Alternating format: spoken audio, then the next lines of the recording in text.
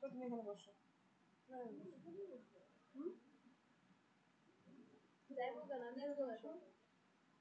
সমস্যা হয়, কথা বললে সমস্যা হয়, একটু হয়।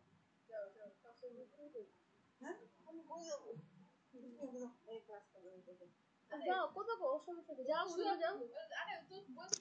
আসসালামু আলাইকুম ওয়া রাহমাতুল্লাহি ওয়া বারাকাতুহু।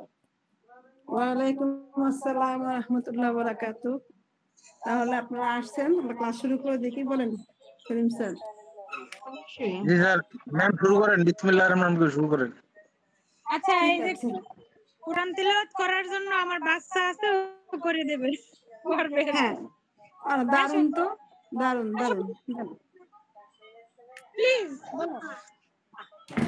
বলো, আপনি কোথা থেকে জয়েন করেছেন ম্যাম? আমি পটুয়াখালী থেকে জয়েন করেছি। আচ্ছা ঠিক আছে, দেন বাচ্চাকে দেন, আমাদের সৌভাগ্য।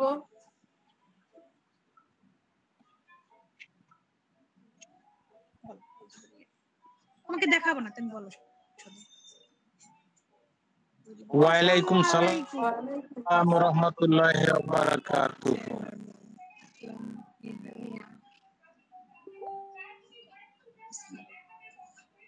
বিসমিল্লাহির রাহমানির আউযু বিল্লাহির আউযু বিল্লাহি মিনাশ। আমি জোর করব না, তুমি নিজে থেকে বলো, বলো প্লিজ, বলো বলো, কিছু বলবে না, এখানে সব আঙ্কেল আন্টি এরাই, বলো।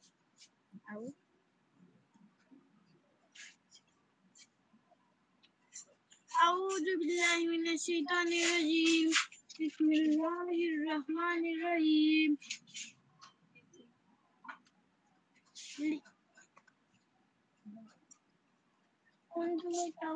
তোমার যেটা ভালো লাগে সেটা বলো, এখানে এরকম করে না, বলো সুন্দর করে বলো। কোনটা বলবো? আরাইতাল্লাযী ইউকাযযিবু বিদ্দীন ফাযালিকাল্লাযী ইয়াদউল ইয়াতীম ওয়া লা ইয়াহুদ্দু আলা তা'আমিল মিসকিন ফাওয়াইলুল লিল মুসাল্লিন আল্লাযীনা হুম আন সালাতিহিম সাহুন আল্লাযীনা হুম ইয়ামনাউনাল মাউন। Good.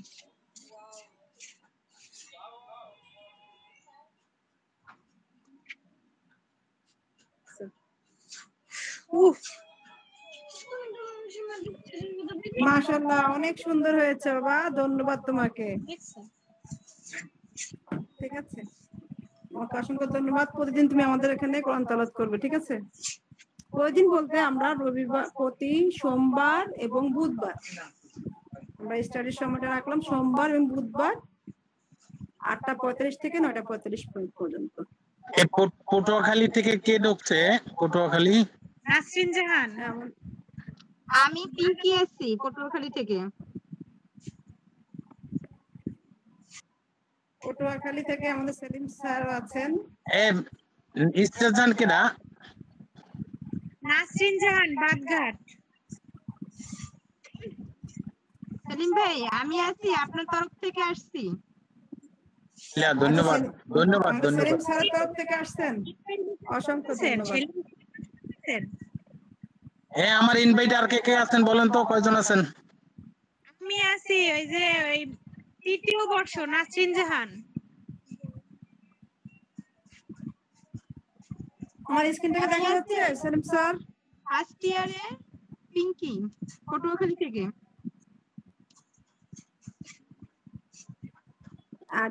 জি ম্যাম, ওই পিঙ্কি, শাহান আক্তার পিঙ্কি আমাদের ওই যে অ্যাসোসিয়েশনের সদস্য। আচ্ছা ঠিক আছে, তো আপনারা যারাই আসছেন আমাদের সেলিম স্যারের পক্ষ থেকে আপনাদের নামগুলো আমাদেরকে জানাবেন, আমরা ক্লাস শেষের দিকে জানবো। তাহলে আমরা ক্লাস শুরু করে দিই, 8:52 বেজে গেছে। আপনাদের উপস্থিত সকলকে অসংখ্য ধন্যবাদ। আমি যেহেতু স্ক্রিন শেয়ার দিচ্ছি, আমি কাউকে দেখতে পাচ্ছি না, তো আপনারা কি স্ক্রিন শেয়ারটা দেখছেন? জি ম্যাম, দেখা যাচ্ছে, দেখা যাচ্ছে। জি, এটা হচ্ছে আমাদের ক্যান্ট রেপার্টরি 37টি অধ্যায়ের একটা সূচিপত্র। এটা সূচিপত্র, যে কোনো বই আমরা যখন কিনি সূচিপত্র থাকে, তাই না? কয়টা কবিতা আছে, কয়টা গদ্য, বাংলা একটা বই কিনলাম বাচ্চাদের, কবিতা কয়টা, গদ্য কয়টা, থাকে, তাই না? গদ্য পদ্য এভাবে। আবার ব্যাকরণ কিনবেন, সারাংশ, সারমর্ম, চিঠিপত্র কোথায় কোনটা আছে সেটা আমাদের পৃষ্ঠাগুলো লেখা থাকে। তো আমাদের ওই বইগুলো কিন্তু এত ঝটপট প্রয়োজন হয় না যতটা ঝটপট আমাদের রোগী লিপিড করার পর রেপার্টরি করার প্রয়োজন হয়। একজন রোগী আসলো ক্রনিক ডিজিজের অনেকগুলো লক্ষণ আমাদেরকে দেয়, দিলে পরে আমরা কি করি, এতগুলো লক্ষণ তার কাছে নিয়ে ওখান থেকে গুরুত্বপূর্ণ লক্ষণগুলো নিয়ে রেপার্টেশন করি। রেপার্টেশন করতে গেলে আমাদের রেপার্টরি দেখতে হয়, আর রেপার্টরির কোথায় কি আছে আমাদের জানতে হলে অবশ্যই অধ্যায়গুলা সম্বন্ধে জানতে হবে। একবার আমি অধ্যায় দেখবো, আচ্ছা স্লিপ কোথায় আছে, রোগীর ঘুমের সমস্যা দেখলাম,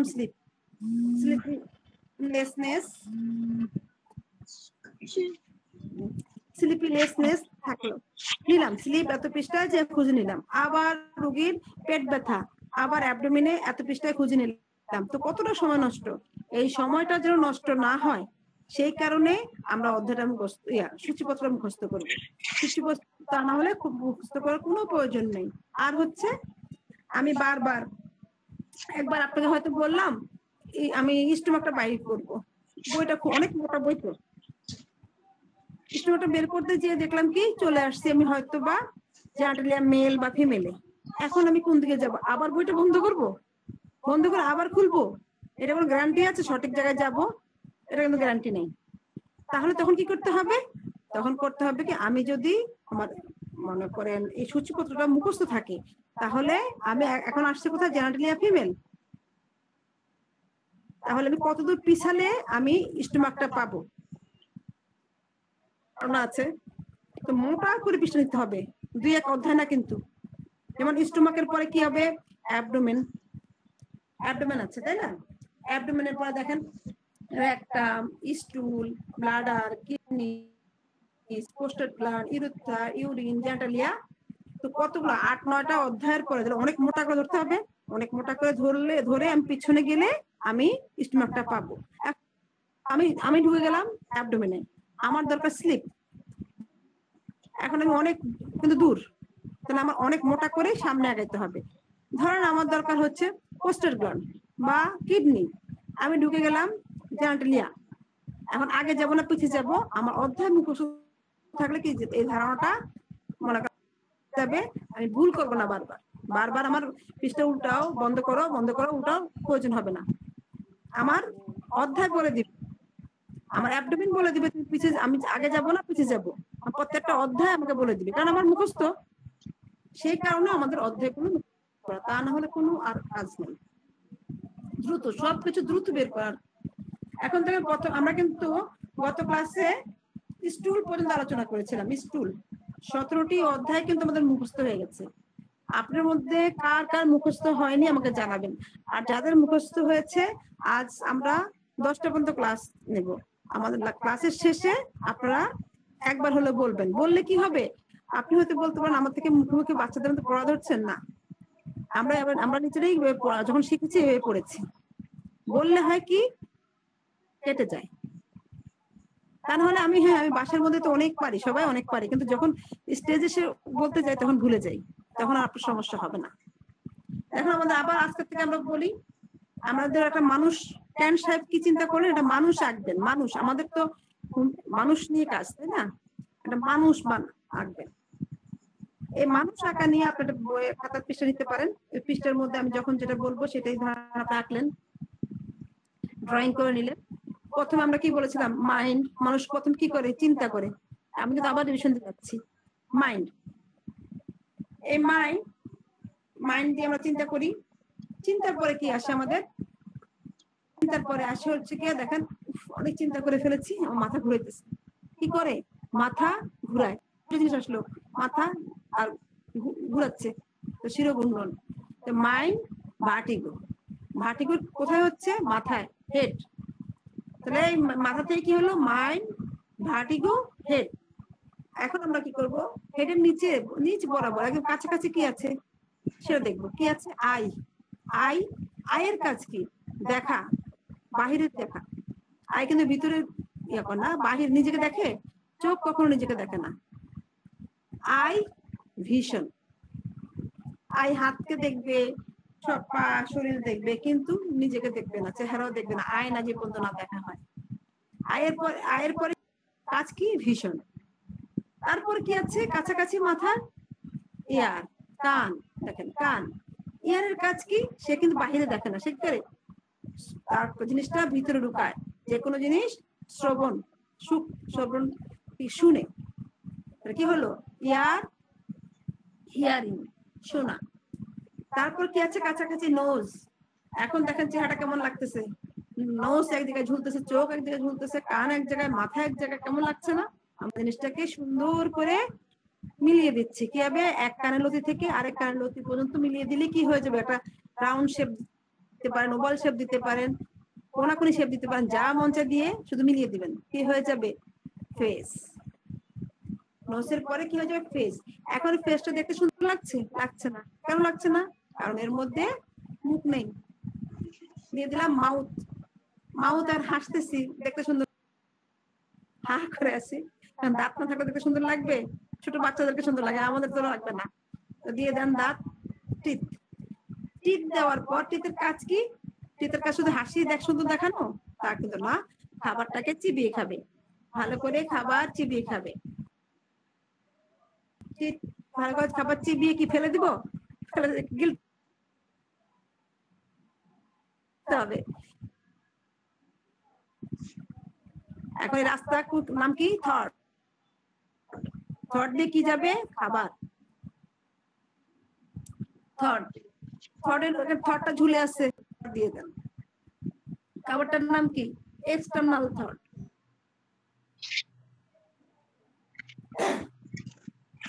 এক্সটার্নাল থট। এখন দেখুন, এই যে আমরা খাবারটা খেলাম, খাবারটা কোথায় গেল? কোথায় যাবে? স্টোমাকে। একটা থলি আমাদের পেটের বাম দিকে থলিটা থাকে, আমাদের খাবারটার নাম এখানে। এই খাদ্য থলিটা আমাদের একদম পাঁজরের সাথে লাগানো, যেটা ডায়াফ্রাম যেটাকে বলা হয়, তারপর পরই আমাদের স্টোমাকটা বাম পাশে, এটা ঝোলার মতো। স্টোমাকটা ঝুলে আসছে, দেখতে বিশ্রী লাগতেছে না? এটা একটু আমরা ঢেকে দিই, একটা চামড়া দিয়ে ঢেকে দিলাম। এই চামড়া দিয়ে, বড় একটা চামড়া দিয়ে ঢেকে দিলাম। এটার নাম হচ্ছে কি? অ্যাবডোমেন। অ্যাবডোমেনে এখন যে খাবারটা খেলাম, অ্যাবডোমেনে গেল। আমরা তো বাদুর না, আমরা বাদুর যে রাস্তা দিয়ে খায় সেই রাস্তা বের করে আমাদেরকে। এই মনে করেন এর ভিতরে যে বজ্র পদার্থটা আছে, পুষ্টিটা তো আমরা নিব, আর বজ্র পদার্থ কি করবো? ছেড়ে দিব। এই ছেড়ে দেওয়ার জন্য রাস্তা দরকার। সে রাস্তার নাম কি? রেকটাম। রেকটাম। আর রেকটাম দিয়ে কি বের হবে? স্টুল। রেকটাম দিয়ে স্টুল বের হবে। দেখেন আমাদের কিন্তু গত ক্লাসের আমরা আজকে আবার রিভিশন দিলাম। তো কি কি পেলাম আমরা? vertigo, head, eye, vision, hearing, nose, face, mouth, teeth, thought, external thought, stomach, abdomen, rectum, stool.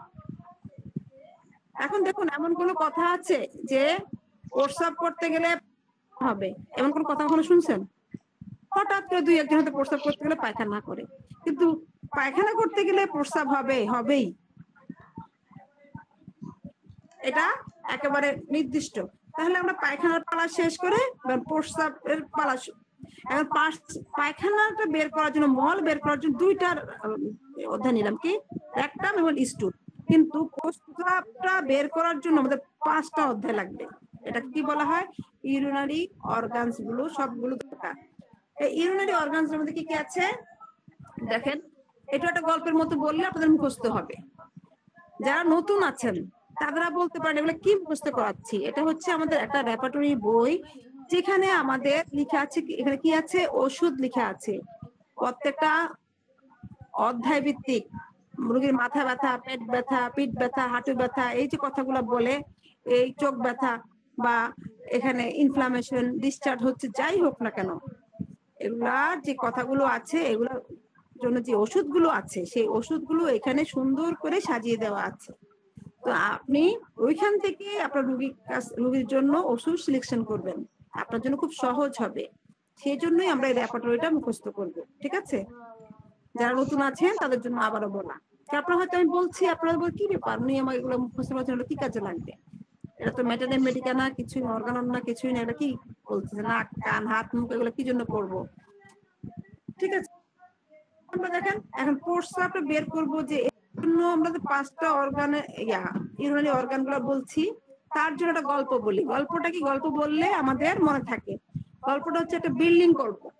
Building করা হলো আমাদের যে ওয়াশরুমে পানি আনতে হবে বা কিচেনে পানি আনতে হবে।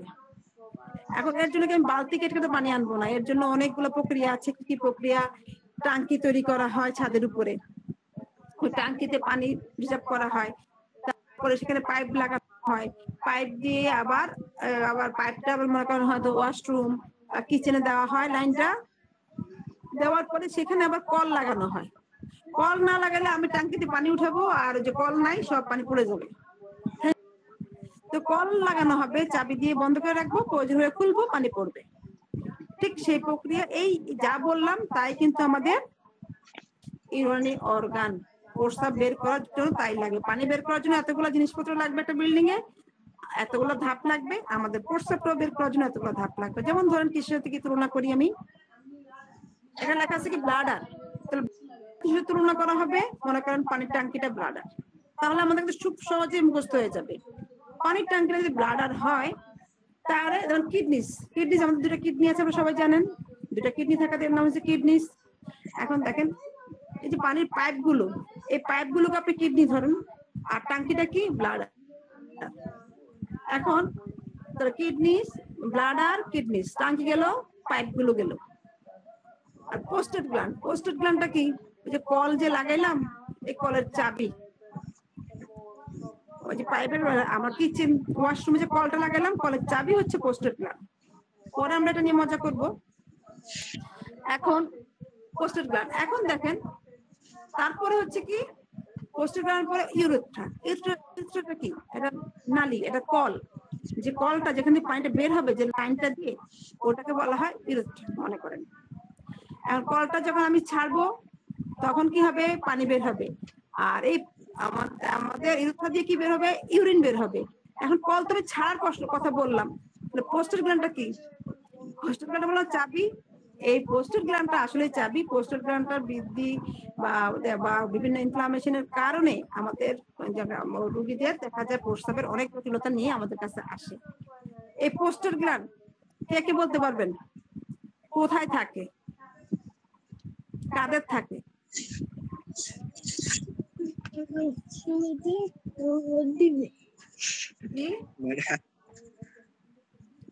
এটা নিয়ে তো বেশ উজ্জ্বল কাহিনী আছে, আপনি বলবেন আশা করি।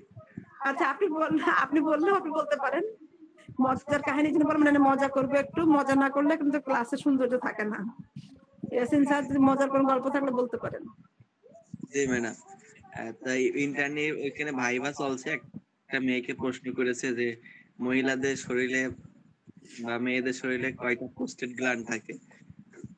ও কিন্তু কোনো সময় জেনেছে যে প্রোস্টেট গ্ল্যান্ড মানব দেহে একটা থাকে, তো বলছে মেয়েদেরও প্রোস্টেট গ্ল্যান্ড একটা থাকে, মেয়েদের শরীরে অনুপস্থিত, পুরুষদের গ্ল্যান্ড থাকে। জি ম্যাডাম, বাকিটা বলেন। দাদা সুন্দর বলছেন। আর আমাদের হচ্ছে কি, আমরা যখন, আমি তো তানজিম থেকে পড়াশোনা করেছি, তানজিম এখানে স্যার একদিন গল্প করে শোনালো যে পোস্টেড গ্ল্যান্ডের কথা জিজ্ঞেস করতে পারে, বলছে কি পোস্টেড গ্ল্যান্ড মাথায় থাকে। বুঝতে পারছেন? তাও তো বলছে একটা থাকে, আর সে বলছে মাথায় থাকে, আর কি বলা। যাই হোক, পোস্টেড গ্ল্যান্ড শুধুমাত্র ছেলেদের থাকে। গ্ল্যান্ড শুধু ছেলে থাকে, মেয়েদের থাকে না। এই কারণেই দেখা যায় যে ছেলেদের প্রস্রাবের ইনফেকশন বেশিরভাগ ক্ষেত্রেই পোস্টেড ইনফেকশনের কারণ, বা প্রস্রাব ফোটা যাওয়া, আবার 50 বছরের পরেই যদি প্রস্রাবের ঝামেলা দেখা দেয়, বেশিরভাগ ক্ষেত্রে পোস্টেড গ্ল্যান্ড টেস্ট করতে বললে দেখা যায় পোস্টেড গ্ল্যান্ডে ঝামেলা হয়। এমনকি অনেক খারাপ অবস্থা হয়ে যায়, ক্যান্সার, অনেক কিছু হয়ে যায়। পোস্টেড গ্ল্যান্ডের কারণে অনেক সমস্যা হতে পারে। আর যখন সামনের দিকে আপনারা আছেন, সামনে যখন ক্লাসগুলোতে আমরা আগাবো, তখন আরো পোস্টেড গ্ল্যান্ডের কাজ যা আছে আপনার সাথে শেয়ার করবো ইনশাআল্লাহ। একটা ভিডিও চলতেছে, একটা ভিডিও অফ হলে ভালো হতো। ভিডিও বলে দেন। হ্যাঁ, আপনারা, আমি তো দেখছি না, আমি তো আপনারা বলে দেন, নাম উল্লেখ করে দেন। আর জানি একটি ক্যামেরা অন আছে, ক্যামেরাটা মেহেরবানি করে বন্ধ করে দেন। এটা ক্যামেরা অন আছে, বন্ধ করে দেন। স্যার দেখুন, আপনাদের নাম বলে দেন, নাম বলে একটু উল্লেখ করে দেন। আশরাফ আলী তাহলে মনে করেন ঝামেলা হবে না। মেয়ের আইডি আসছে। হ্যাঁ, বন্ধ করছে ম্যাম, শুরু করেন। আচ্ছা ঠিক আছে, তাহলে এখন এই যে আমরা বললাম যে পোস্টার গ্লাডার কথাটা বললাম, এটা মজা করে হলেও কিন্তু অনেক সময় ভাইভাতে যারা এখন কিছুক্ষণ আগে ফার্স্ট ইয়ার সেকেন্ড ইয়ার বললেন, আপনাদের কিন্তু অ্যানাটমি ক্লাসে ভাইভাতে কিন্তু এই ধরনের কথা জিজ্ঞেস করতে পারে। যখন আপনি সুন্দর করে বলবেন, স্যাররা কিন্তু বারবার আপনাকে প্রশ্ন করবে। আমরা যখন ক্লাসে অ্যানাটমি ক্লাসগুলোতে ভাইভা দিতাম, স্যাররাকে ম্যাডামরা খুব মজা পেত, একটার পর একটা প্রশ্ন করতেই থাকতো। দেখতো যে আমি যে অনেক পারি তা না, মানে আমরা একটু ওই সময় পড়াশোনা করতাম বেশ, এখন করি না, ফাঁকিবাজি করি।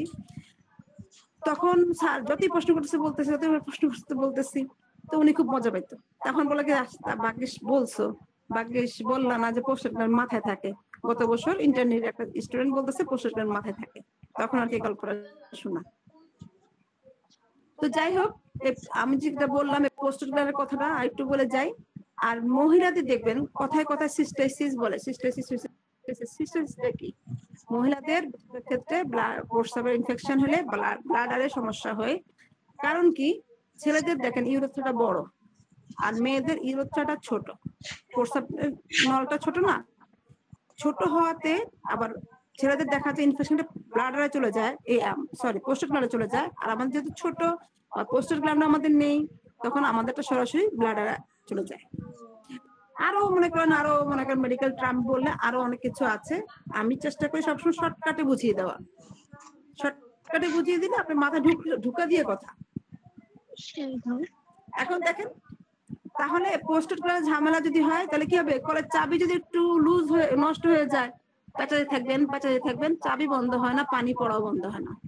আবার চাবি যদি না খুলে প্রস্রাব পড়ে না, ফোটা করে, যেমন মানুষের প্রস্রাব পড়ে পোস্টার গ্ল্যান্ড ঝামেলায়, চাবির সমস্যা ফোটা করে পানি পড়ে একদম। এখন দেখুন মনে থাকবে, আপনাদের বলবেন না মোটেও কি কি আমরা দিয়েছি। আশরাফ নামে একটা আইডি দিয়ে ক্যামেরা অন আছে, আশরাফ নামে একটা আইডি দিয়ে ক্যামেরাটা অন আছে, একটু মেহেরবানি করে বন্ধ করে দেন ক্যামেরাটা। আমাদের সেলিম স্যার এটা পারবে।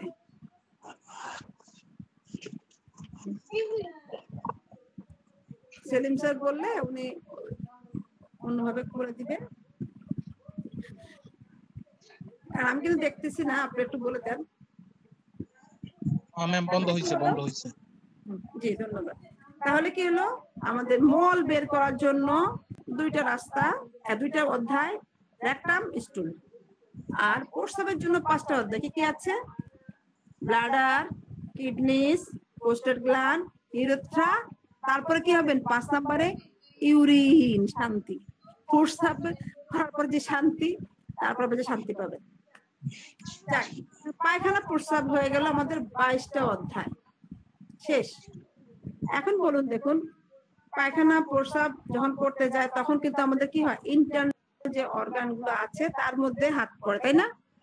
এটা আমরা যারা আছি সবাই অ্যাডাল্ট, সবাই ডাক্তার। এখানে লজ্জা কিছু নাই, সব আমাদের শিখতে হবে সব। তা না হলে আমরা সঠিকভাবে চিকিৎসা করতে পারবো না।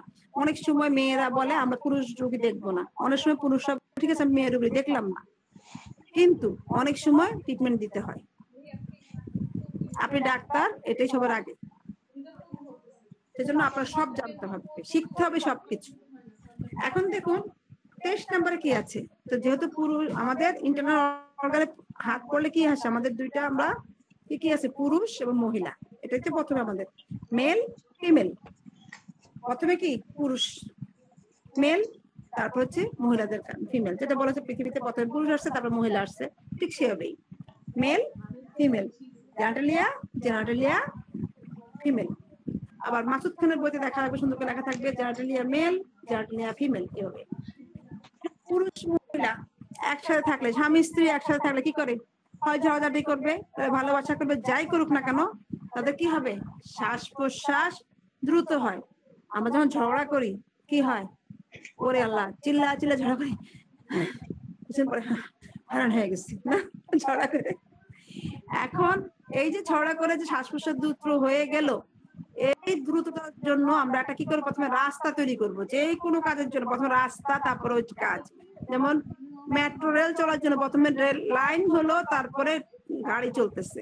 উড়াল সেতু প্রথমে রাস্তা হলো, পরে গাড়ি চলতেছে। সেরকম আমাদের এই যে রেসপিরেশনটা, শ্বাস প্রশ্বাস, এর জন্য কি করতে হবে? রাস্তা তৈরি করতে হবে। কি দিলাম? ল্যারিংস এন্ড ট্রাকিয়া, মানে কি শ্বাস প্রশ্বাস নালী।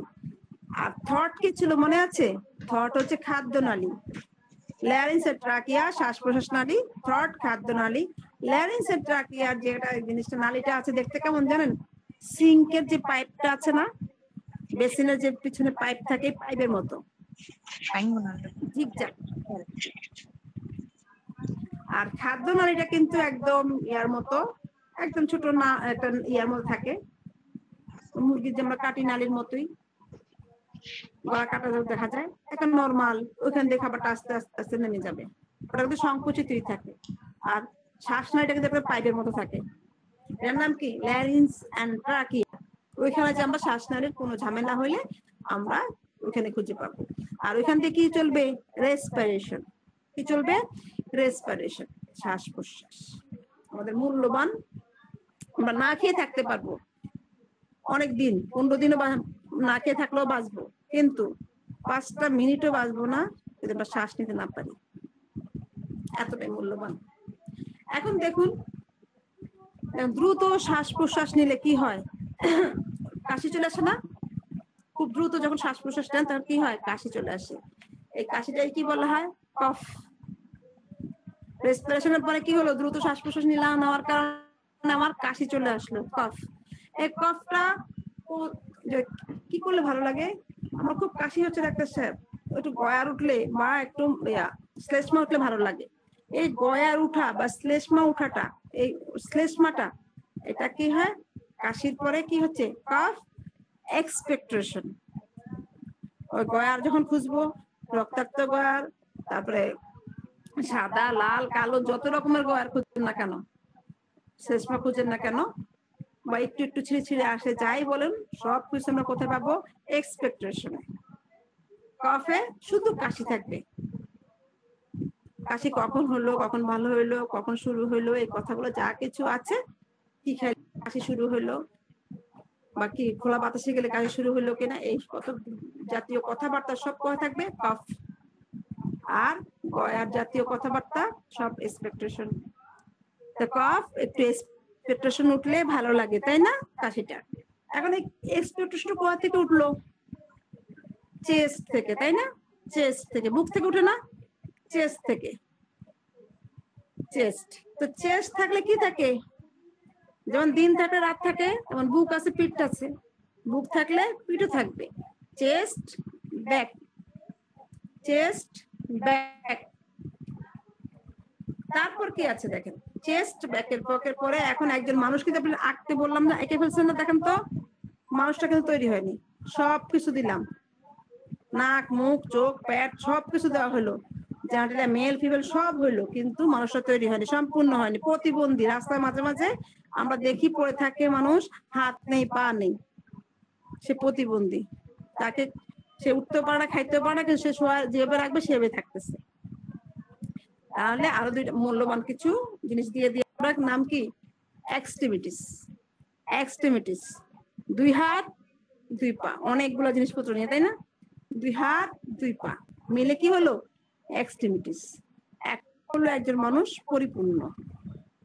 আমাদের 28 নম্বরে আসলে, আমাদের 31 নম্বরে আসলে একজন মানুষ পরিপূর্ণ হবে। এক্সট্রিমিটিস। এখন দেখেন, হাত, পা, নাক, কান, চুল সবকিছু হলো, একজন মানুষ পরিপূর্ণ। সে খাওয়া দাওয়া, পায়খানা, প্রস্রাব সব করলো। এখন কিসের পালা? রেস্টের পালা। রেস্ট নিবে। এই রেস্টটা কিভাবে নিবে? সে একটু, আমরা রেস্টটা কিভাবে নেই? ও একটু খাওয়া দাওয়া করলাম, একটা শুবো, এখন একটু ঘুমাবো, একটু ঘুমাবো, তাই তো? আসেন তাহলে আমরা রেস্ট নেই। এখনই করবো স্লিপ। এটা একটা সুন্দর করে মনে রাখার একটা সিস্টেম বলি। অনেক সময় এটা একটা গল্পের মাধ্যমে বলি। অনেক সময় অনেক রুগী আমাদের কাছে এসে বলে, ডাক্তার সাহেব রাতের বেলা জ্বর আসে। রাতের বেলা জ্বর আসে কখন? শুইলে কেমন জানি মনে শীত শীত লাগে, শীত শীত লাগে বলে একটা আমি হয়তো চাদর টাদর কিছু গায়ে দেই, গায়ে দিয়ে পরে আবার ঘাম দিয়ে জ্বরটা ছাড়ে। রাতের বেলা জ্বর আসে, আমরা তখন জিজ্ঞেস করি জ্বরটা কি রাতে সারা থাকে, এরা ছেড়ে দেয় না? ছেড়ে দেয়। তো শীত শীত লাগে, শীত করে জ্বর আসে, আমি কাঁথা গায়ে দিই বা কিছু চাদর গায়ে দিই, তারপরে ঘাম দিয়ে জ্বরটা ছেড়ে দেয়। কি হলো? শুইলাম, শীত লাগলো, জ্বর আসলো, ঘাম দিল, কোথায় দিল? চর্মে দিল। শুইলাম, শীত লাগলো, শীত লেগে কি হলো? শীত লাগলো, জ্বর আসলো, জ্বর কিভাবে ছাড়লো? ঘাম দিয়ে। ঘাম কোথায় দেয়? চর্মে দেয়, মানে স্কিনে দেয়। তাহলে কি হলো আমাদের? স্লিপ, চিল, ফিভার, পার্সপিরেশন, স্কিন। স্লিপ, ঘুমের যত কথাবার্তা আমরা স্লিপে পাবো, এই শীত শীত লাগা কথাবার্তাগুলো আমরা চিলে পাবো, জ্বর সম্বন্ধীয় কথা আমরা ফিভারে পাবো, আর পার্সপিরেশন, ঘাম সম্বন্ধীয় কথাগুলো সব, ঘাম বেশি কম, প্রচুর দাগ পড়ে, আঠালো, রক্তাক্ত, যত কথা পাবো সব কথা আমরা পার্সপিরেশনে পাবো। আর স্কিন নিয়ে যত কথা আসছে আমরা, চর্ম নিয়ে কথাবার্তা স্কিনে পাবো। কি পেলে আমরা? স্লিপ, চিল, ফিভার, পার্সপিরেশন, স্কিন।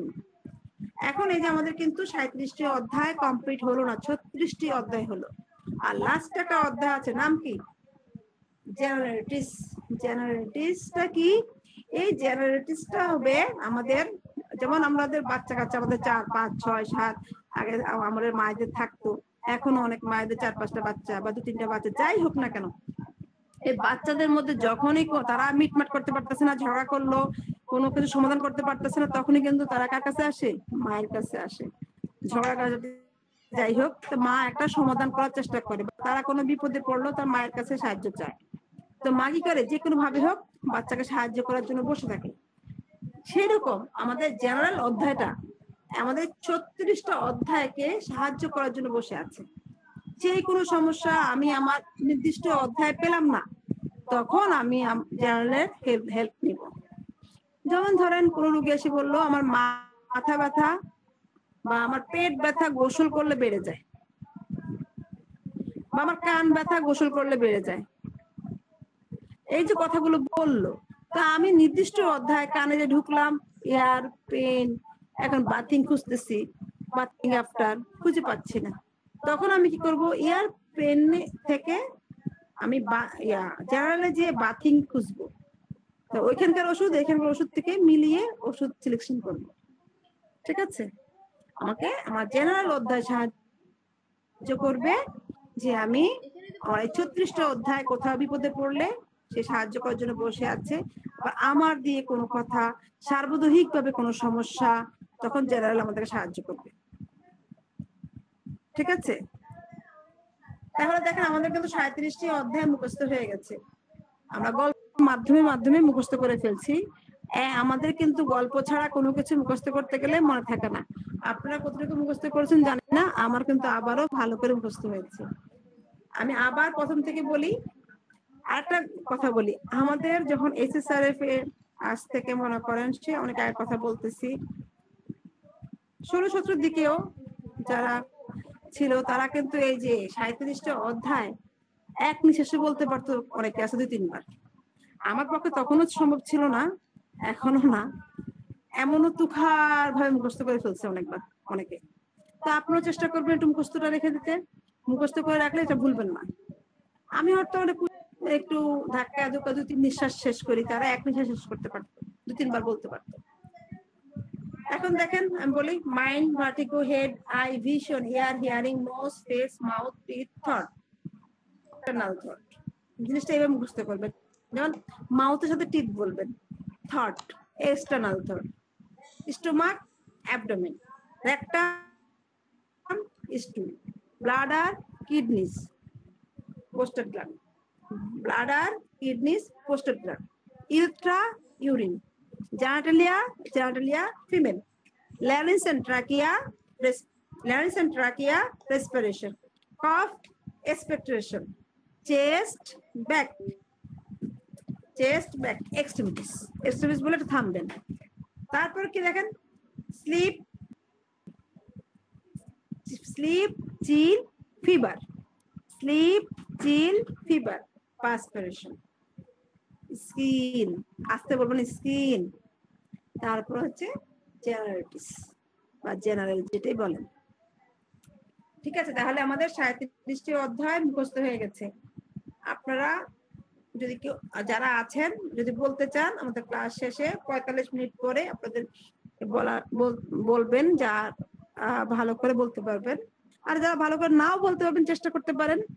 তা না হলে পরবর্তী ক্লাসে আপনাদের কিন্তু এই জিনিসটা বললে আমাকে বলবেন না, সবাই আমরা শুনবো, আপনাদের ক্লিয়ার হয়ে যাবে। এখন দেখুন, গত ক্লাসে আমরা বলেছিলাম রেপার্টরিটা কেন পড়বো সেটা কিন্তু বলেছি।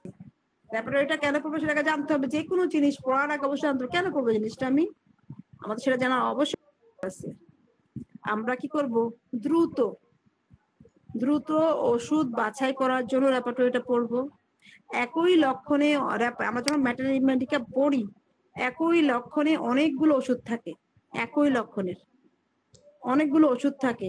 এই ওষুধগুলো থেকে আমাদের যেমন লক্ষণের মূল্যায়ন করে ওষুধ সিলেকশন করতে হলে আমাদের রেপার্টরি লাগবে,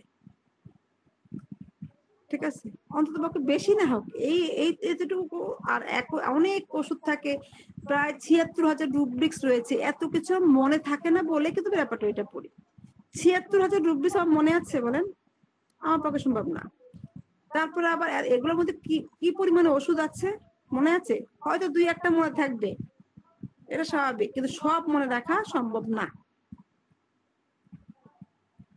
তাহলে এখন আপনি যদি বলেন লবণ পছন্দ করে, একটা ওষুধের নাম বলেন। আমি বলতেছি natrum mur, lyco, medo, calcarea, nitric acid, phosphorus, আর তো বলতে পারতেছি না, আর কিন্তু সত্যি বলতে পারতেছি না। কিন্তু এখানে এই কয়টা ওষুধে কি হবে? হবে না, আরো ওষুধ আছে এখানে, ঠিক আছে? মিষ্টি পছন্দ করে, সেখানেও ম্যাডো আছে, লাইকো আছে, এখন সালফার আছে, এখানে আরো ওষুধ আছে, সব মনে নেই, সব মনে রাখা সম্ভব না। এই কারণগুলোর কারণেই কিন্তু আমি রেপার্টরিটা পড়বো। রোগীকে তাড়াতাড়ি ওষুধ দিতে হবে, আবার সঠিক ওষুধ নির্বাচন করতে পারি সেই কারণে। আবার দেখা যায় অনেক জটিল সমস্যা রোগী আমাদেরকে বলে, সবগুলো আর এত মেডিকেল ওষুধের কথা, আমাদের সব ওষুধের কথা কি মনে থাকে?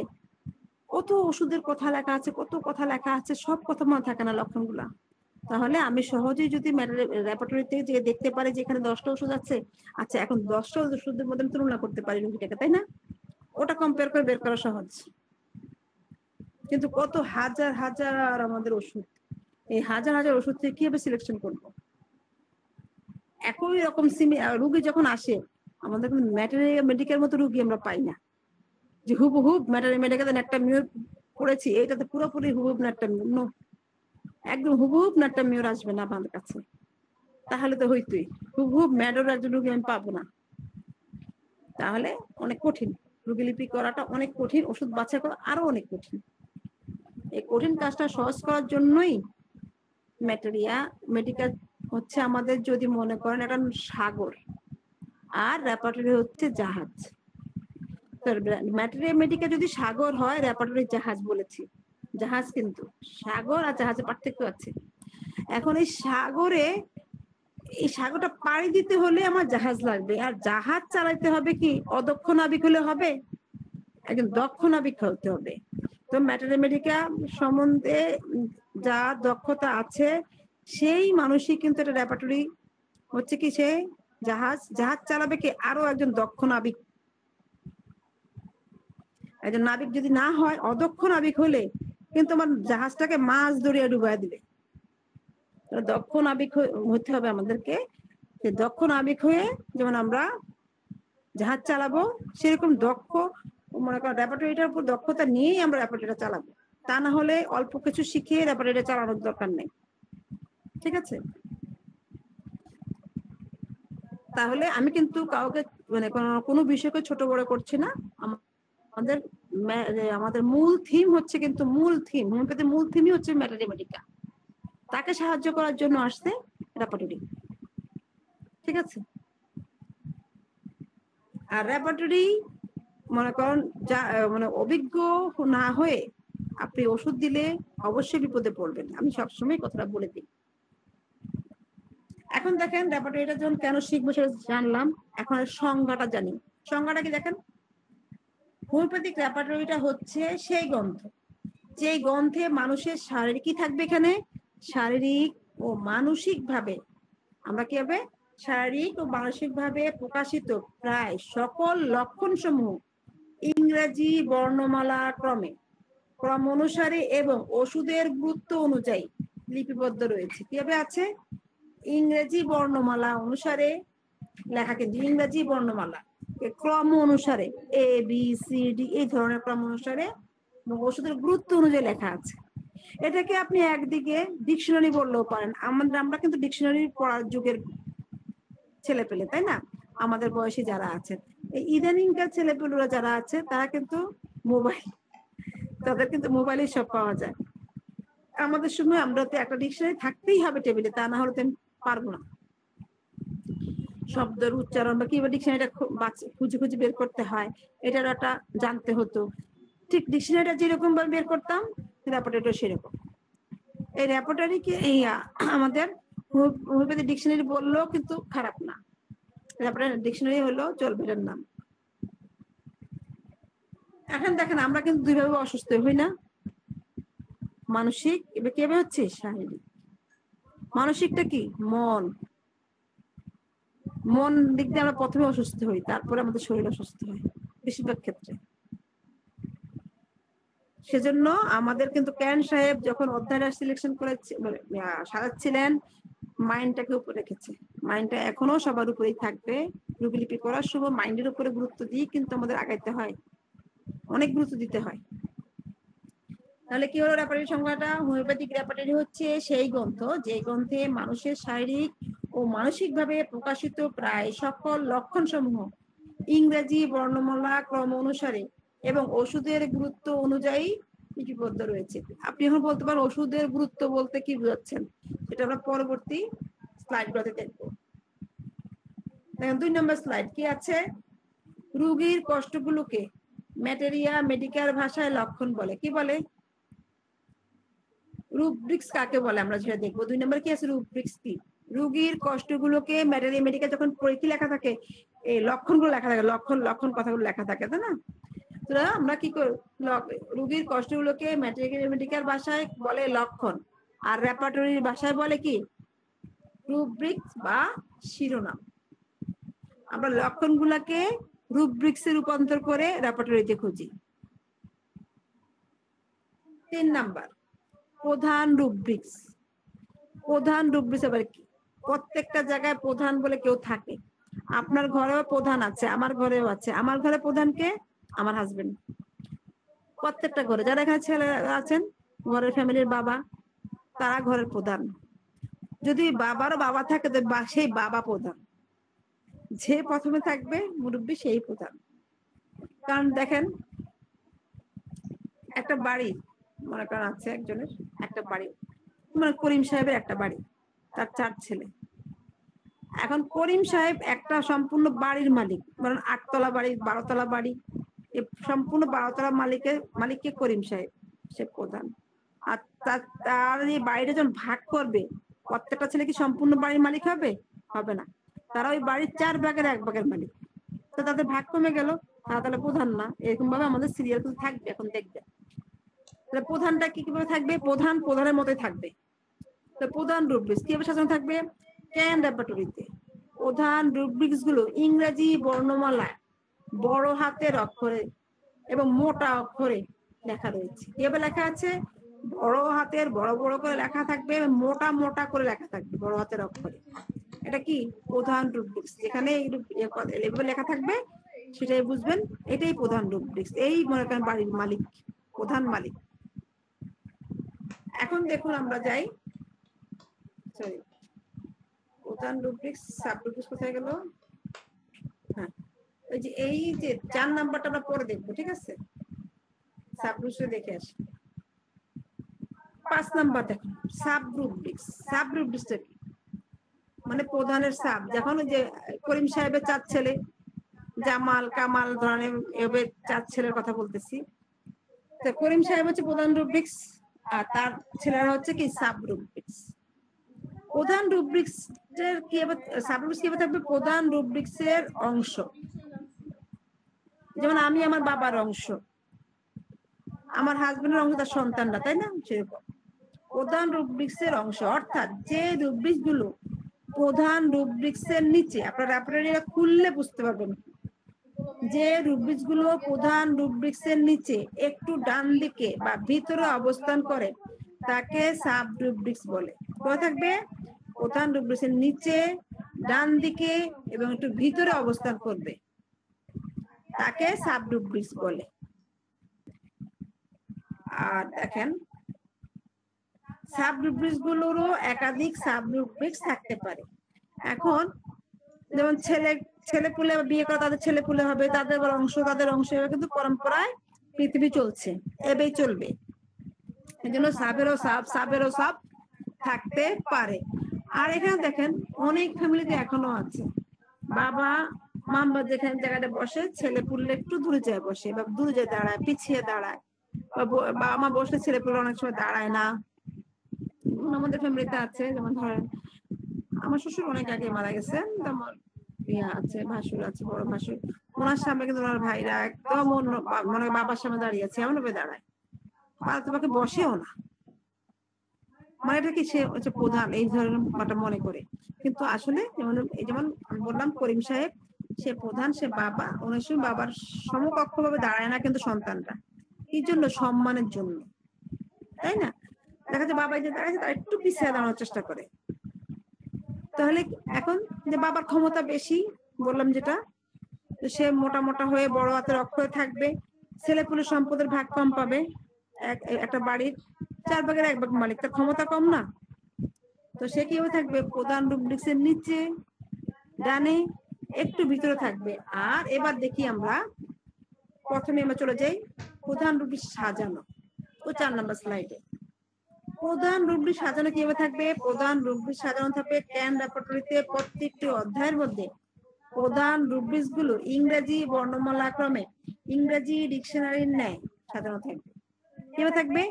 A to Z। প্রধান রুব্রিক্স যখন থাকবে তখনও কিন্তু কিভাবে থাকবে? A to Z। কোন অধ্যায় যদি আমরা খুঁজতে যাই, যদি ইংরেজি বর্ণমালা শুরুর দিকের কোন বর্ণ দিয়ে কোন রুব্রিক্স পেতে চাই, যেমন A B C D এভাবে থাকে না, তখন আমরা কি করব? ওই অধ্যায় ঢুকে প্রথমে খুঁজবো, প্রথমে, সারা বই খোঁজার দরকার নেই। আমার প্রথম দিক দিয়ে মনে করেন কি খুঁজলাম, কি খুঁজ ধরেন বলতেছে বয়েলস মানে কি ফোড়া, ছোট ছোট ফোড়া, একনি, ব্রণ, সেগুলো কি দিয়ে A B C D দিয়ে না? তাহলে কি হবে? বা কাটিং বা লেখা, এখন কি লেখা আছে, তাহলে আমরা এই কথাগুলো কি A B C D ওই অধ্যায়ে ঢুকবো, ঢুকে আমাদের প্রধান রুব্রিক্স ধরা মনে করেন পেনে ঢুকলাম, পেনে ঢুকে তখন আমাদের A B C D গুলোতে প্রথমেই খুঁজবো, প্রথম পৃষ্ঠাগুলোতে খুঁজবো, ঠিক আছে? আর যদি মাঝখানে অক্ষরগুলো দিয়ে পেতে চাই, যেমন ধরেন কি M N O P, ধরেন মোশন অ্যাগ্রাভেশন, কি নড়াচড়া করলে বৃদ্ধি, মোশন অ্যাগ্রাভেশনে যে নড়াচড়া করলে বৃদ্ধি না। এখন দেখেন ওপেন এয়ার, খোলা বাতাসে বৃদ্ধি, ওপেন এয়ার, এই কথাগুলো বললো। তাহলে ওই অধ্যায়ে ঢুকলাম, নির্দিষ্ট অধ্যায়ে ঢুকে ওই রুব্রিক্সে ঢুকলাম, যেমন পেনই ঢুকলাম, বা ইচিং ঢুকলাম, প্রধান রুব্রিক্সে ঢুকলাম। তারপরে সাবে যখন ঢুকবো তখন প্রথমে না খুঁজে মাঝে মাঝে জায়গায় খুঁজবো, MNOP খুঁজবো ওখানে যে। এখন যদি ST UV এগুলো দিয়ে থাকে, টিউমার টি দিয়ে থাকবে, ওই নির্দিষ্ট অধ্যায়ে টি খুঁজবো শেষের দিকে। আচিল W দিয়ে ওয়ার্ডস, ওটা খুঁজবো ওই অধ্যায়েরই শেষের দিকে। তাহলে কি হবে? কি হলো? আমরা যখন ওই যেই মানে রুব্রিক্সটা খুঁজবো তার অক্ষরটাকে জানতে হবে, কি এটা কি ABCD এর মধ্যে কোন জায়গায় পড়ে, প্রথম দিকে, মাঝখানে, শেষের দিকে। প্রথম দিকে হলে প্রথমে খুঁজবো, মধ্যখানে অক্ষরগুলো হলে মাঝখানে খুঁজবো, শেষের দিকে হলে শেষের দিকে খুঁজবো, ঠিক আছে? এটা হলো আমাদের প্রধান রুব্রিক্স সাজানোর সিস্টেম। এখানে আরো কিছু লেখা আছে, আপনারা স্ক্রিনশট দিয়ে রাখেন। তারপরে আমাদের যেমন আমরা সাব রুব্রিক্স সাজানোর সিস্টেমটা দেখি কিভাবে থাকে। আর ওগুলা কিন্তু প্রত্যেকটা কিন্তু বড় হাতের অক্ষরে, দেখেন ইংরেজি ডিকশনারি নেয়, এ থেকে যে কোনো থাকবে, বর্ণমালা ক্রমে থাকবে, ঠিক আছে? প্রধান রুব্রিক্স গুলো ইংরেজি বর্ণমালা ক্রমে ইংরেজি ডিকশনারি নেয় থাকবে, প্রধান রুব্রিক্স গুলো বড় হাতের অক্ষরে। আর সাব রুব্রিক্স গুলো কিভাবে থাকবে? প্রধান রুব্রিক্স এর নিচে, বললাম তো আগেই বলেছি, থাকবে, এবং সাব রুব্রিক্স গুলো থাকবে কি হবে? ইংরেজি বর্ণমালার A থেকে Z পর্যন্ত সাজানো থাকবে, কিন্তু ইংরেজি ছোট হাতের অক্ষরে থাকবে, কারণ তার ক্ষমতা কম, সে তো সম্পূর্ণ বিল্ডিং এর মালিক না, সে তো বিল্ডিং এর একটা অংশের মালিক। সেজন্য তার ক্ষমতা যেহেতু কম, সে ছোট ছোট নরমাল লেখা থাকবে, ছোট ছোট হাতের অক্ষর নরমাল লেখা থাকবে। তাহলে আমাদের সাব রুব্রিক সাজানো গেল। সাবেরও একাধিক সাব থাকতে পারে।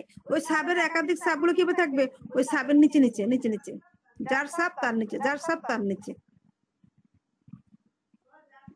মানে যার সাব তার ভূগোলে। এখন আমরা দেখেন 8 নাম্বার স্লাইড। আমাদের অবশ্য 8 নাম্বার স্লাইডটা, আমাদের তো 38 বেজে গেছে, প্রায় শেষের দিকে। আচ্ছা, 8 নাম্বার স্লাইডটা আমরা পরে নেক্সট ক্লাসে আলোচনা করব ইনশাআল্লাহ। এতক্ষণ আমরা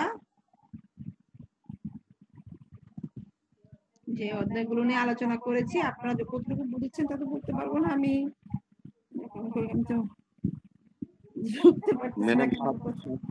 ম্যাম 8 নাম্বার ইয়েটা নিতাম, স্ক্রিনশট দেওয়া হয় নাই না না।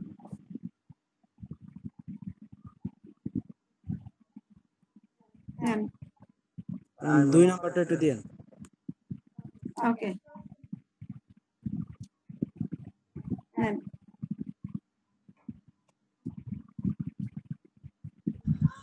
ম্যাডাম প্রথম থেকে একবার সবগুলো দেন, একটু ভালো হবে। আচ্ছা, আস্তে আস্তে দেখেন তো এখানে নিচে কি লেখা আছে একটু পড়বেন। আমরা এটা অনেক কষ্ট করে, অনেক মনে করেন সিদ্ধান্ত, অনেকের মতামত নিয়ে নিচের লাইনটা লিখেছিলাম। সৌজন্যে homeopathic study and research foundation, Dhaka, Bangladesh, HSRF।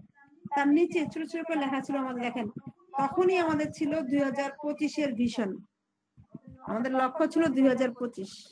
দেখেছেন, এটা কিন্তু অনেক আগের স্লাইড। আর দেখাচ্ছে, দেখেন দেখেন আমরা হব আদর্শ চিকিৎসক, দেব আদর্শ চিকিৎসা। এই থিম আমরা কিন্তু অনেকে বসে, আমরা 7-8 প্রায় 10-12 জন বসে কি একটা মনে করেন এখানে একটা মেসেজ দেওয়া যায়, এটা নিয়ে বসে স্যার সহকারে বসে যে ঠিক আছে। তারপর লাস্টে এটাই সিলেকশন হয়েছে, আমরা হবো আদর্শ চিকিৎসক, দেব আদর্শ চিকিৎসা। চিকিৎসক অনেক আছে, আদর্শ চিকিৎসকের অভাব। মিথ্যা বললাম? কিন্তু আপনারা সবাই এই এই লাইনটা একটু পড়ে দেখবেন। আর আমাদের ভীষণ ছিল কি 2025-এ আমরা অনেক অনেক আদর্শ শিক্ষক, নিজেরা যতটুকু পারি অতটুকু জ্ঞান দিব তাদের, ওনাদেরকে উদ্বুদ্ধ করবো আদর্শ শিক্ষক। আসেনি কি আসেনি? দেখেন 1 নাম্বার থেকে দিচ্ছি, নেন 1 2 3 4 5 6 7 8, বাকিগুলো পরে 6-7 আসেনি। নেন 5 6 7 একসাথে, দেখেছেন? জি ঠিক আছে। ওকে, স্যার 4 নাম্বারটা রাখতে দেন। 4 এই নেন 4 নাম্বারটা কিন্তু একটু বোঝার ব্যাপার, একটু ভালো করে পড়লে আরো ভালো করে বুঝবেন। আমি তো সবসময় বইয়ের মতো করে লেখা যেভাবে থাকে বুঝতে পারি না, আমি আমার মতো করে বুঝাই। নিয়েছেন? হ্যাঁ, জি ম্যাম।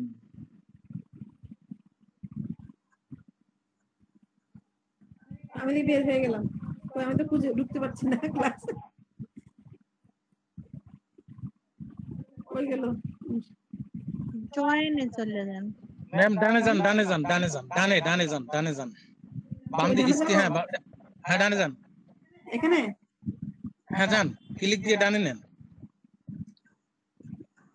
বিজয়, ওখানে চলে যান, বিজয়েন। ওকে ওকে, ধন্যবাদ। দেখেছেন কত ভালো পারেন আপনারা। যাক, যারা এখনো আছেন আপনাদের সকলকে অসংখ্য ধন্যবাদ। এতক্ষণ আমাদের সাথে ছিলেন, ক্লাসটা শুনেছেন। এখন যে আপনারা হ্যান্ড রাইজ করেছেন, বলুন ম্যাম কিছু বলবেন? আশরাফ আলী স্যার নামে বলতে পারবো না, বলুন।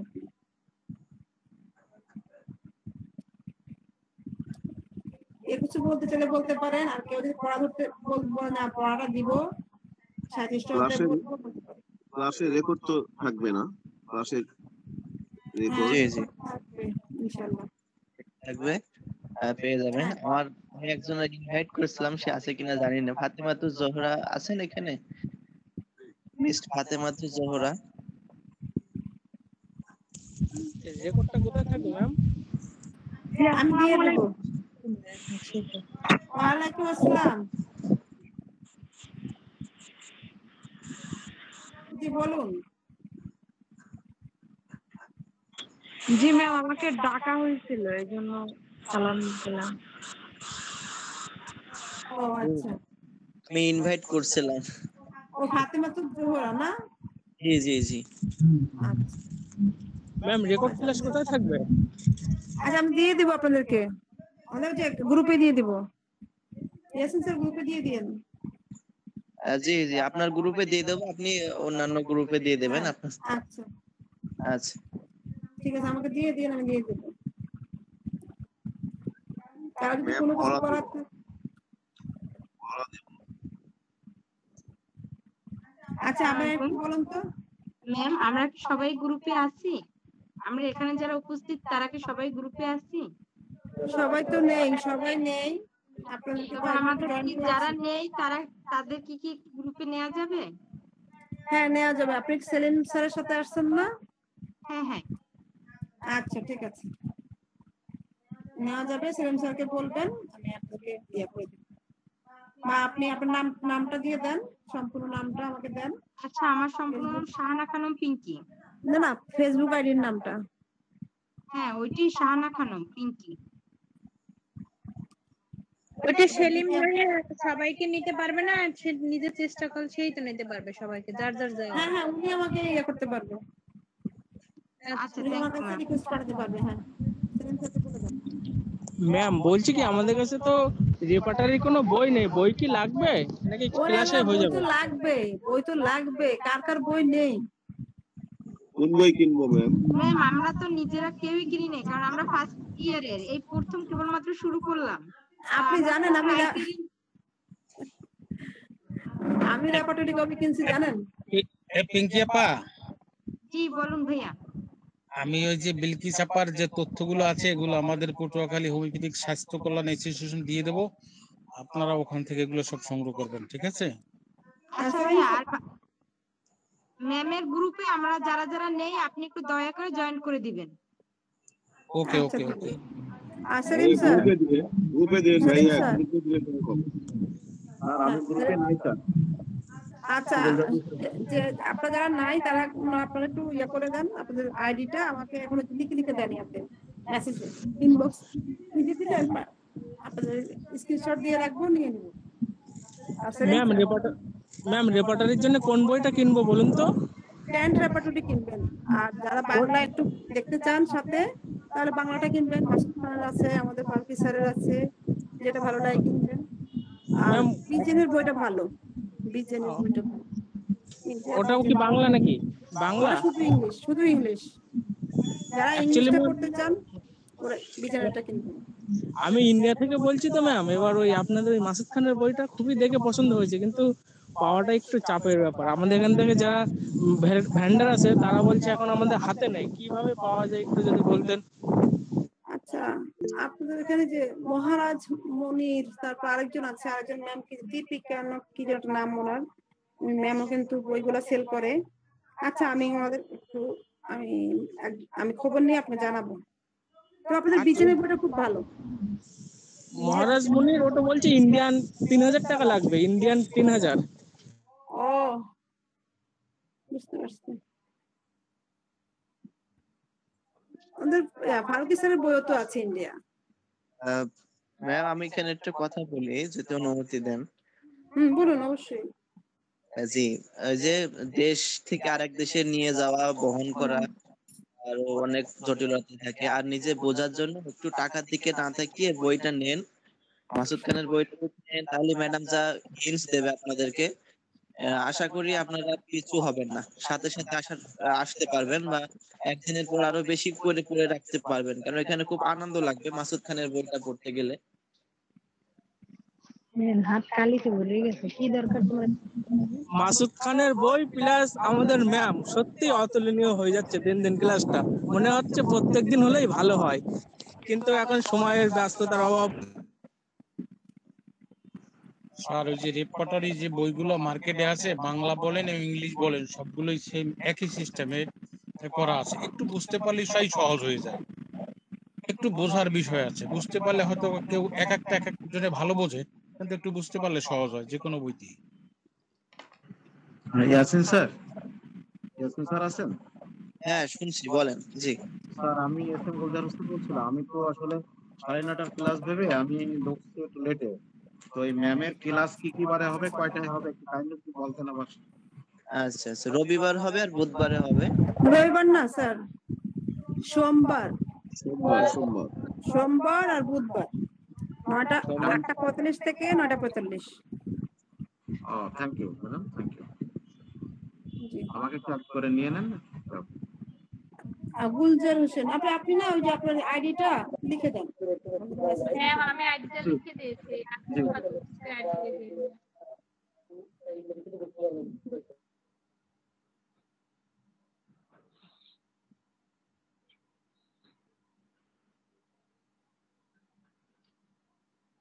আমাদের এই ক্লাসগুলো মনে করেন 2017 সাল থেকে আমরা চালিয়ে আসছি এই ক্লাসগুলো। আমরা অনলাইনে ঢুকেছি 2020 সালে করোনার পর থেকে। এক বছর টানা বন্ধ ছিল আমার এই গ্রুপের ক্লাস, বিভিন্ন কারণবশত। আমার বাবা মারা যাওয়ার পর আমি খুব খুব অসুস্থ হয়ে পড়েছিলাম, তাই সব ক্লাসই বন্ধ রেখেছি। শুধু গেস্ট টিচার হিসেবে 2-1টা গ্রুপে আছি। এখন অনেকে রিকোয়েস্ট করেছে যে ক্লাসগুলো আবার একটু চালু করেন। আগে আমার ক্লাসগুলো রাতের 8টা থেকে 11টা পর্যন্ত চলতো, প্রতিদিন রাতের 8টা থেকে 11টা। অনেক আমার সাথে ইন্ডিয়ান কিছু স্যার আসতেন, আলোচনা করতেন। বাংলাদেশি স্যার ম্যাডাম ছিল, ওনাদেরকে গেস্ট টিচার হিসেবে আনতাম। এখন হয়তো ওই এতগুলো প্রেশার নিতে পারছি না, তাই শুরু করলাম আবার। অনেকের রিকোয়েস্টের রেপার্টরি ক্লাস, রোগীলিপি ক্লাসটা প্রাথমিক বেসিক যে ইয়াটা, বেসিকটা শিখলে হবে কি আপনারা রাডারের আগে যেতে পারবেন। ওই যে গতকাল বলেছিলাম না, রাডার কিন্তু বুঝবে না, এটা আবেগ বুঝে না, আপনি আবেগ বুঝবেন রোগীর। আপনি যখন রেপার্টরিটা খুঁজবেন, আপনি আবেগ বুঝেই খুঁজবেন, রাডার কিন্তু বুঝবে না। তো রাডার সফটওয়্যার দিয়ে অনেক সময় ওষুধ সিলেকশন করলে কিন্তু ভুলও সিলেকশন হয়। আমরা অনেক সময় দেখা যায় রেপার্টরি দেখে ওষুধ যে সিলেকশন করি, ওই ওষুধ কিন্তু দেই না। কখন দিই? পরে। হ্যাঁ এই ঠিক আছে, আমার ওষুধ এটা আসছে, মনে করেন আমার আসছে রোগীর লাইকো, এই লাইকোটা আমি দিব, ওয়েট, লাইকোর আগে হয়তো আরো কিছু ওষুধ দিয়ে আসতে হবে। ওটা সম্পূর্ণভাবে কি একজন ডাক্তারের অবজারভেশন, ঠিক আছে? যেটা রেপার্টরিটা খুব যত্ন সহকারে শিখবেন, ওর মর্ম কথা বুঝতে হবে। যেমন আমরা ম্যাটারমেটিকে পড়ি, কিন্তু আমরা ম্যাটারমেটিকে পড়ি জাস্ট মাথা। আমাদের যেমন অসুস্থতা, যেমন বললাম না আমাদের মন আগে অসুস্থ হয়। মনের যেমন দুটো স্তর আছে, কি স্তর? একটা হচ্ছে আবেগীয় স্তর, আর একটা হচ্ছে মানসিক স্তর। দুইটা পার্থক্য আছে। আবেগ আলাদা জিনিস। আমরা বলি না হৃদয় দিয়ে চিন্তা করো, ব্রেন দিয়ে চিন্তা করো না, বলি না? এটা সত্য। আবেগটা কিন্তু হৃদয় যে বলি, এটাই কিন্তু আবেগ। এই আবেগীয় স্তর মানসিক স্তর অনেক তফাৎ। এই জন্য আমাদের ম্যাটারমেটিকাটাকে ব্রেনে না ধরে আবেগে, মানে অন্তরে ধরতে হবে, ভালোবেসে অন্তরে নিতে হবে। ব্রেনে ধরলে ব্রেন যেমন রাডার মধ্যে দৌড়াবে, যেন অন্তর দিয়ে অনুধাবন করে যদি ম্যাটারমেটিকা পড়েন, তারপর রেপার্টরি পড়েন, যে কোনো জিনিস, মায়াজাম ছাড়া তো কোন রোগী কখনোই ভালো হবে না, যে যাই বলুন। যখন আপনি চিকিৎসার কাছে ঢুকবেন, মায়াজাম ছাড়া কখনোই, মায়াজাম বুঝবেন না, কোন রোগী ভালো করতে পারবেন না। সর্দি কাশি, একটু হালকা পেট ব্যথা, এটা ভালো করা 1-2 ব্যাপার। বাচ্চা মানুষও যদি কিছুদিন আপনার সাথে থাকে, সেও কিন্তু শিখে যাবে। কিন্তু ফোনেটিকলি ভালো করা চারটেখানি কথা না। ঠিক আছে? আর ভালো করে ফেলা মানেই যে আপনি ভালো ডাক্তার তা কিন্তু না। আপনি চাপা দেওয়া ডাক্তার হইতে পারেন। আমি রোগটাকে চাপা দিলাম, পেলেশন দিলাম, রোগীটাকে পেলেশন দিলাম, ভালো করতে পারলাম না। তিনটা কথার মধ্যে পার্থক্য আছে। যে বলেন না যে কিছু বলেন, এটাই আমার কথা। আমরা হ্যাঁ মাঝে মাঝে রোগীর মনে করেন জটিল অবস্থা দেখে আমরা অনেক সময় পেলেশন দিই, তারপরে চাপা পড়ার ওষুধও দিতে হয় বাধ্য হয়ে। রাস্তার পথে রোগীর অবস্থা ভীষণ সিরিয়াস, এখন আপনার ধামা চাপা দিতেই হবে, না দিয়ে পারছেন না তখন দিবেন। যাই হোক, আপনারা যা ছিলেন এতক্ষণ সবাইকে অসংখ্য ধন্যবাদ। তবে আমাদের ওই যে বললাম না, আমরা অন্তরে ধরবো। আর একটা কথা মনে রাখবেন, হোমিওপ্যাথিটা যাদের মনে করেন আপনারা যারা পেশা হিসেবে নিয়েছেন তাদেরকে তো অসংখ্য ধন্যবাদ। এখন আমার কিন্তু এটা নেশা। প্রথমে নেশার মতো মানে এতটা ভালোবাসি, মানুষ যেমন ওই নেশাগ্রস্ত মানুষ তার নেশাকে ভালোবাসে, মানে একদম বাঁচতে পারে না, আমারও সেরকম প্রচন্ড ভালোবাসা হোমিওপ্যাথি। মানে আপনার কলজা পর্যন্ত ঢুকে গেছে রেপার্টি এবং হোমিওপ্যাথি। হ্যাঁ, আমার একটা কোনো ধারণার মধ্যে ধারণ করি আমি, যেটা বলেন যে হৃদয়ে ধারণ করা আমার। ম্যাম কিছু মনে করবেন না, একটা কথা বলছি না মনে কিছু না, আমাদের ঘরের মানুষ, আপনার সব আমার ঘরের মানুষ। কি বলছি যে ক্লাসটা কি একটা দুটো দিন আর বাড়ানো যেতে পারে নাকি সপ্তাহে দুটো দিনে থাকবে? না, দুদিন থাকলে হবে কি, আমি কিন্তু অনেকগুলো পড়া দিয়েছি আজকে। 7 নাম্বার স্লাইড পর্যন্ত কিন্তু অনেকগুলো পড়া আজকে থেকে তো ধরে নাই, কিন্তু নেক্সট ক্লাস কিন্তু ধরবো, না ধরলে তো পারবেন না। ওরে আল্লাহ, আমাদের ফারুকি স্যার যেভাবে ধরতো আমাদেরকে প্রতিদিন, প্রতিদিন ফারুকটা বিরক্ত লাগতেছে না? ঠিক আছে ম্যাম, বিরক্ত আমি কি করবো? আমাদের বিরক্ত আমি কি করবো? পড়া দিলে তো বাইরের মধ্যে থাকা যায়। হ্যাঁ, আগে পড়া দিয়ে তারপরে কথা বল। আচ্ছা ঠিক আছে, সেটা ছিল আমাদের সাথে, বুঝছেন? সেরকম পড়া দিবেন, পড়া নিবেন। এটা কিছুদিন চললেই দেখবেন কি সুন্দর আপনারা পারেন, কটকট করে আপনার রাডারের আগে দৌড়াতে থাকবেন। র্যাডার আর সিনথেসিস কি একই নাকি? যারা পারবেন তারা সিনথেসিস খুব সহজে ধরতে পারবেন, খুবই সহজ। যে সিনথেসিস বলেন, যে কোনো ল্যাবরেটরি আপনি ক্যান্ট ভালো করে মুখস্থ করে মানে ধরবেন, সব পারবেন। যখন সিনথেসিসটা কখন ধরবেন, যেমন মাথা ব্যথা, ধরেন সূর্যের আলোতে গেলে মাথা ব্যথা বা খাইলে মাথা ব্যথা, এই সমস্যাগুলোতে ক্যান্টে অল্প ওষুধ, সিনথেসিস যাবেন হাজারো ওষুধ, আপনি হাবুডুবু খাবেন। কারণ ওখানে নতুন নতুন যে মানে প্রুভিং হচ্ছে ওখানে অ্যাড হচ্ছে, যতই প্রুভিং হয়েছে অ্যাড হয়েছে, কিন্তু ক্যান্টে আর অ্যাড হয়নি। এই জন্য কি ক্যান্টের বাইরে কি ওষুধ হবে না? অবশ্যই হতে পারে। আপনার রোগী আপনি দেখলেন যে এখানে নাই এই ওষুধগুলো, কিন্তু আপনার রোগী যে সিমটম দিচ্ছে সেই ওষুধটা নাই এখানে, কিন্তু তখন কিন্তু আপনি একটা পেয়ে গেলেন। একটা আপনি মন চাইলে আপনি সাইডে লিখে রাখতে পারেন, এই লক্ষণ আমি এই ওষুধটাও পেয়েছিলাম, কিন্তু ওইটা আমাদের সিনথেসিসে দেওয়া ঠিকই আছে। সিনথেসিস অনেক পরে তো অনেক প্রুভিং হয়েছে, সব প্রুভারদের নাম দিয়ে দিয়ে কিন্তু ওষুধগুলো জয়েন করা আছে। যে ক্যান্ট পারবেন সে সব পারবে। ওটা হচ্ছে প্রাথমিক আদর্শলিপি।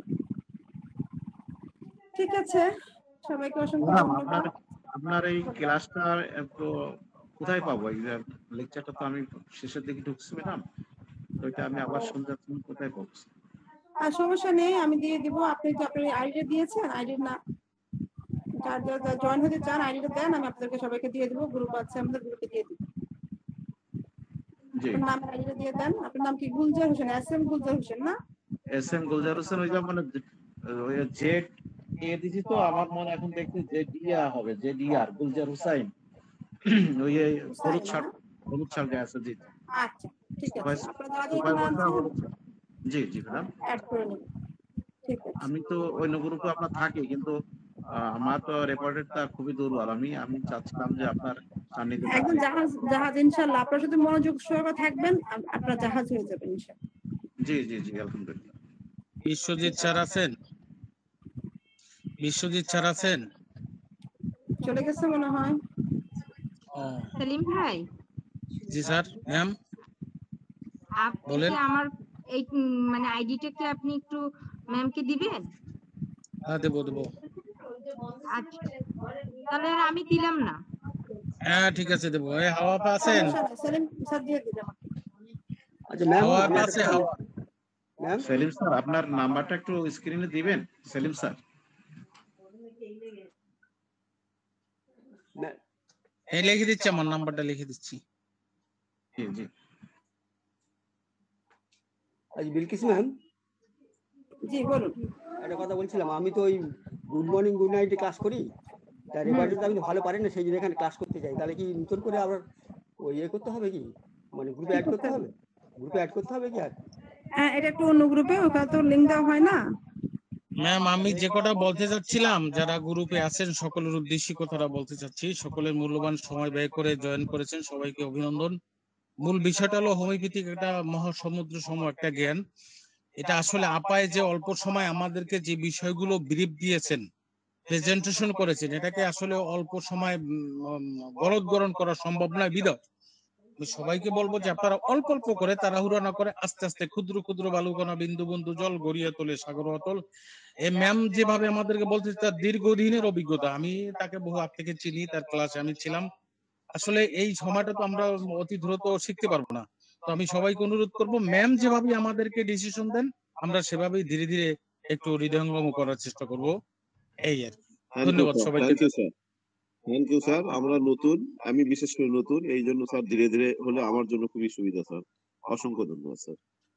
স্যার ধীরে ওই ধীরে আমি হোক, ধীরে ধীরে আমি হোক। নাম্বার লিখে দিই, আমি নাম্বার লিখে দিয়েছি হোয়াটসঅ্যাপ, ওই নাম্বারটা হোয়াটসঅ্যাপ সিম কল দিতে পারবেন।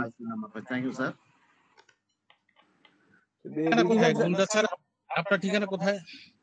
স্যার আমি খুলনাতে আছি স্যার, খুলনা। খুলনা, ও আচ্ছা আচ্ছা। একটা প্রতিষ্ঠানে আছি অ্যাসিস্ট্যান্ট প্রফেসর হিসেবে ইকোনমিক্সে, এবং আমি গুড নাইটে নিয়মিত ওই তালাত স্যারের সাথে আছি এবং আপার সাথেও আছি। এখন আপনাদের সাথে নতুন করে আবার থাকলাম। ও আপনি খুলনা আপনার বাড়ি না?